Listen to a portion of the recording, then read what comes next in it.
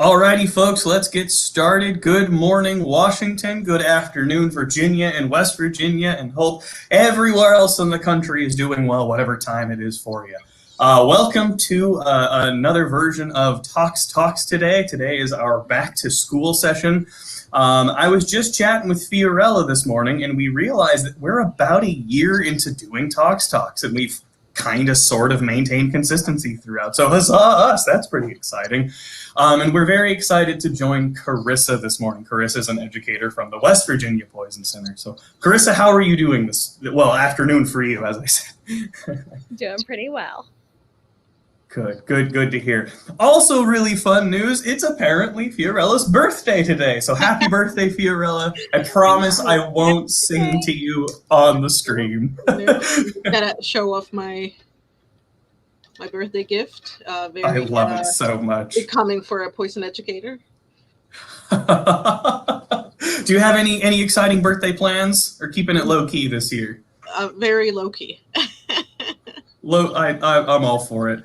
All right, so folks, like I said, this is our back to school session. So poison centers across the country, we get lots of calls around back to school season mainly from schools and parents being like, oh my gosh, my kid ate a crayon, what do I do? Generally, by and large, the creators of school supplies and products know that kids tend to do this, and so a lot of those products are generally pretty fine. They're often non-toxic. We'd still rather kids not eat things they shouldn't eat, and by and large are going to be okay. So should that ever be a concern where your child gets into crayons or glue or whatever, give us a call. Give the Poison Center number a call. They'll walk you through what to do. Now, this year is particularly unique because we're still kind of sort of in this big pandemic thing. And so many students had to do this massive adjustment to remote learning, which throws off all sorts of routines and expectations for the day. And anytime there's a big change in routine or shift in the schedule, that right there opens up new opportunity for potential poisoning, potential exposure to stuff. Now they're in this period of almost, reculture shock, where kids are having to go back to school after having been remote for so long. And so that creates even more opportunities for upset routines and everything. So to walk us through some of what can go wrong and what we can do to protect our kiddos, Carissa is going to walk us through some of our back to school considerations here. So let's start with a little bit on cleaning and cleaners. So I think poison centers across the country have noticed an uptick in folks cleaning a whole lot more, using a lot more disinfectants, folks getting exposed to bleach, to hand sanitizer, and all that. So when it comes to back to school stuff, Carissa, what are some of the common stories we hear with cleaning? Sure. Well, I have a feeling that a lot of these common exposures that we saw during the start of the COVID-19 pandemic we'll continue to see as kids return back to school and as people return back to normal. One of the big ones is hand sanitizers. Lots of people are carrying hand sanitizers around in their purses, kids on their backpacks. They're sitting around on school desks and teachers' desks and the entrance to schools. So kids can get into those. They'll put them on their hands and then get their hands in their mouth. Or even sometimes kids will even drink them. If the product has a strange shape to the bottle, or maybe it has a fun cartoon character on it, or a lot of those hand sanitizer products now are scented. That can make a child interested and they'll take a big gulp or a drink of it. Another thing that you can also see is kids who are using the hand sanitizer pumps that are up higher, especially real little kids, they'll get those in their eyes and it'll splash into their eyes. So you'll run into problems with the eye exposures, kids drinking it, just the overuse of the product because it's everywhere can be a problem. Another thing we see is a lot more cleaning products around. Maybe families are leaving them on their kitchen counters or they're out around schools more. So a big thing is to make sure that people aren't mixing cleaning products. I know we want everything to be super clean and as clean as possible, but you don't want to be mixing a bleach product with another type of cleaning product. Just make sure that you're following the directions on the product itself. If it says to mix it with something, of course, then follow the directions. But you don't want to just be mixing to try to get something extra clean or make sure that it has extra cleaning product on it. Anything you All guys right, perfect. or Say again, Carissa? is there anything you guys can add that maybe we missed? Well, Yeah, Fiorella, do you have any prevention strategies to throw in there? Carissa covered quite a few right there. I know that's what I'm. Well, honestly, if you have small children at home, it's probably best you don't buy those like really eye-catchy hand sanitizers. The ones that smell really good, or they have like cartoons, so they're very colorful. I think some of them even have glitter. I mean, they look really cool, and like I can totally see how kids would would put them in their mouth. At least it could start with a taste, but hopefully not. But I would say just kind of stay away from them. I know it sounds like, oh, that's for kids, and I'll go buy that, but it's just I don't know, too attractive for them. And then just definitely don't mix chemicals. It's just like the best. They work. Products just work best like how they say in the directions. So always just read the directions. But no, I mean, I think she pretty much covered really good points. Perfect. Thank you so much, both of you. So before I do that, I almost forgot something that's, I think, key for a lot of folks going back to school is a lot of schools are requiring masks or encouraging masks. And Carissa, I want to ask you, what are some do's and don'ts about keeping those masks themselves clean, those fabric ones? The biggest thing is, I think, not to overdo the mask cleaning. If you have the fabric masks, make sure that you're just following the directions on the mask itself or the directions provided with the mask. Warm water and soap are perfectly fine for washing your masks. If you're washing it by hand, just use some warm water, some soap. Make sure you get the soap out and hang it up to dry. A lot of those you can actually wash in a washing machine in a delicate laundry bag or something like that. And some of them you can even throw in the dryer. So that's just the best thing. Another thing is the disposable masks, or the masks that you can throw away after use. Don't try to clean those with any products. Don't stick them in bleach or use any of those spray cleaning products on them to try to get them clean. If you have enough, go ahead and just toss it in the trash. You definitely don't want to be breathing the fumes of any of those products that you would try to be using to clean it. And again, with the fabric ones, just make sure you're just washing them based on directions, soap and water. Perfect. And if you have boo-booed and you have cleaned your mask with bleach and get all those fumes, call the Poison Center. We'll let you know what to do in that situation. Well, we won't, because we're busy doing this right now, but one of the nurses or pharmacists will walk you through that. All right, so let's shift a bit and talk about medication. So these days we have so many folks on a huge variety of medications, kids and adults alike.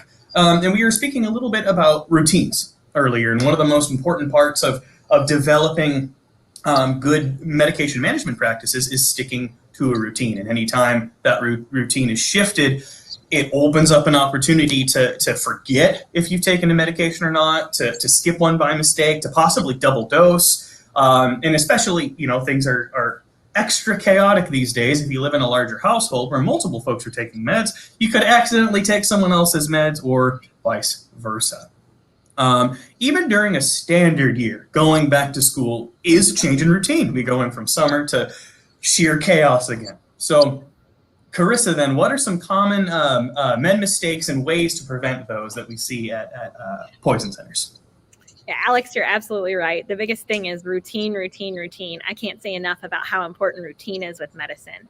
A lot of poison centers will see things like parents who will give a double dose of medicine because mom will wake up in the morning and the child will get the medicine from mom, and then right before going off to school, maybe another family member, dad, grandma, someone else will give the medicine again, thinking that the child hadn't had it. So you definitely see double doses. You also see people, especially if they're starting new medicines, they will sometimes forget to give it, and then the benefits of that medicine aren't gotten because the medicine hasn't been given. So maybe it's a medicine for strep throat if a kid has strep throat, or a new medicine that they just started. It's easy to forget those doses, and so then they just don't get the benefit. Another thing is just with the routine, watch your storage. Make sure that after medicine is used, you put that medicine up away and out of sight of any children and even pets too. So make sure that you're putting those away. Don't put all of the family members' medicine spread out on the counter. You see people who do that. Mm-hmm. It's easy for a kid to get into one of their parents' medicines, or it's even easy for a spouse to take their spouse's medicine if it's all laid out on a counter. So one of the biggest things is just find a routine that works for you. Maybe it's a list of medicine that you can check off. Some people even put the check off marks on the medicine bottle itself. So you could check off on the medicine bottle. I personally like the setting my cell phone alarm to let me know what medicine needs to be given or taken. So just make sure that you're finding that routine, and to remember that if you don't need a medicine, don't keep it in your home. If the medicine's not there, then no one can get into it. Same thing for any poisonous product. If you don't need it, don't keep it in your house. So a kid can't get into a medicine that's not there. So only keep the things that you actually are using and are going to be using regularly. Mm-hmm. I think that's a really, really great point. Thank you. Thank you for that, Carissa. And I think a lot of those strategies can also apply to over-the-counters as well. We have a lot of med management rhetoric all on prescriptions, but I think we don't always talk about what can go wrong with too much of any over-the-counter medication. Now, Fiorella, is there anything you'd like to add to that on the safety? I guess just to piggyback on what you're saying, Alex, we definitely see a lot of over-the-counter poisoning exposures. So, like, I was talking to a nurse the other day, and she was like, everything is gummies nowadays. And she feels like every shift she gets a gummy call, whether it's melatonin gummies or, marijuana edibles. It's just, she just feels everything it's a gummy. And, we definitely have seen, that's something that is happening. It's not just her when she's picking up the call. So keep that in mind. And again, there's a reason why gummies were created, because even us as adults, gummies are easier and they're a lot more fun to take. I mean, I take vitamins in the form of gummies. I take my melatonin in the form of gummies. But, we just have to watch out. And yeah, they look very attractive. I can see how kids can get into them too. But I guess I just wanted to ask Carissa, like, for example, how about any tips for parents with older kids, like, teenagers? I mean, obviously, if you put something up and away out of sight, I mean, many teenagers are probably taller than me, so they'll probably get into them. Same here, Fiorella. One of the things with teenagers I think is big is to teach them how to take medicine. That's really important, because a lot of times you'll see preteens and teens who are starting to take medicine by themselves. So teach them about medicine, teach them the importance of medicine, how to use medicine, but also talk to them about medication misuse and abuse, because teens will see that. It's important to keep those products up and away and out of sight and even locked if you have any concerns. If you're a parent of a teen that might be concerned, then maybe it's not even your teen. Maybe it's a teen that's visiting your house even, that one of them may be getting into stuff. Make sure that you're keeping account of medicine that you have. Another great example of when it's important to not have stuff in your home that you're not using, because the less you have, then the easier you can have account on it. You don't have to necessarily lock it up if you're not concerned, but just be aware of what's in your home, how much you're using, how much the rest of the household is using, and how much is left. So then if you do start to see problems, you can start to address those on the products that extra use has been given. No, that's a great point. I can always say how to do like maybe a full inventory, or just kind of see what you have, and if you see that it's your products, or in this case your medications, you're running low, it's like, well, who is really taking them? So I think awareness will be a great piece, and then obviously ask your teen or their friends, maybe if you think this is an issue, and go from there. But this is a really great point, because obviously we are seeing there is intentional poisonings, and this is something that we are seeing across the country. So it is very important to keep an eye on those medications, even the over-the-counter. Absolutely. And I would also say that if you have had a problem in the past or you start to see a problem, that's a time where you definitely want to make sure that you're locking those up and getting rid of any unused ones.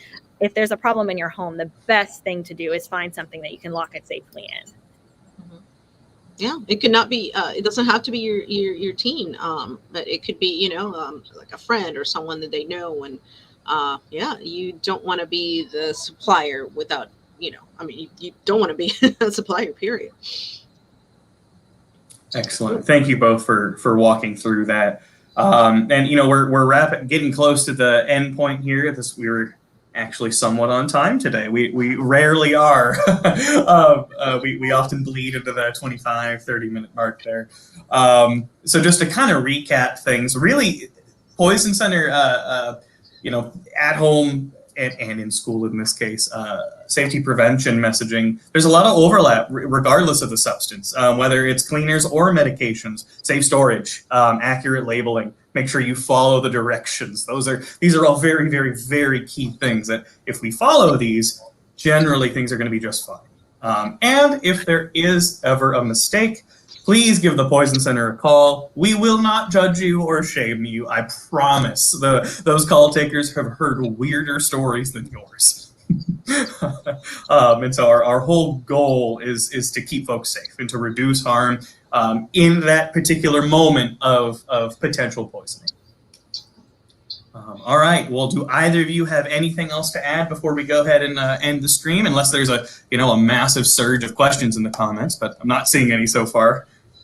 But if you are in Virginia, you can you can even call the number and ask for stickers, and we will ship them. And about you guys, same thing. For us, we're happy to ship you stickers, magnets. The West Virginia Poison Center, actually, you can order them on our website as well. Small quantities, free of charge. If you need some Mr. Yuck magnets, Mr. Yuck stickers, or Poison Help magnets or Poison Help stickers. Perfect. Washington as well. You can check out the Washington Poison Center's website. There's just an order form, and we'll send those Mr. Yuck stickers to you for free. Yeah, sounds good. Perfect. All right. Well, thank you all so much for viewing. Thank you so much to you, Carissa, for joining us today. It's so exciting to be able to have you on. Thanks for having me. Absolutely. If anyone has any final questions or comments after we end the stream, no problem. Go ahead, comment on Facebook or YouTube or wherever you're watching this. We'll do our best to follow up on that. And as always, give the Poison Center a call if you need. You can give us a call for information as well. Stay safe out there. Good luck going back to school, and we'll catch you at the next Talks. Thanks, everyone. Stay.